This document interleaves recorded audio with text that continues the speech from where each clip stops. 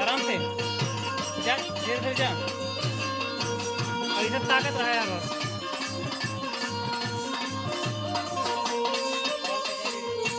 अरे सखी का हो सखी? अरे एगो हमार काम करबू का? कौन काम हो? सुना सुनावा। तरतिया होले न हमर पहाड़ दे दयापन बलम उधार।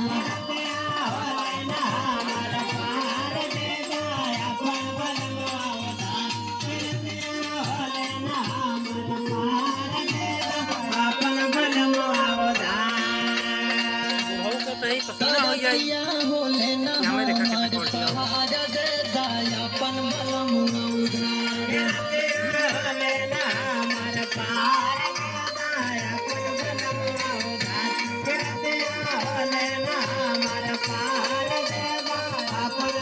उधार।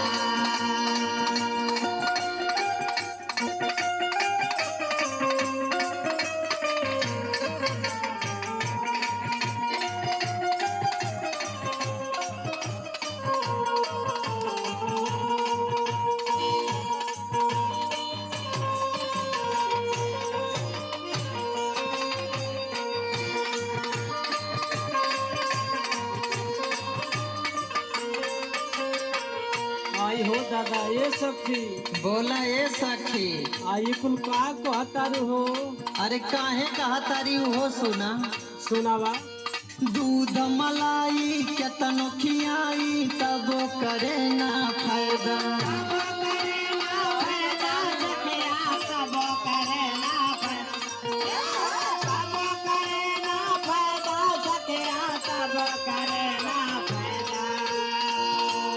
तोहरी दुआरिया आई रे साखी दुखवा समझ के दे दे।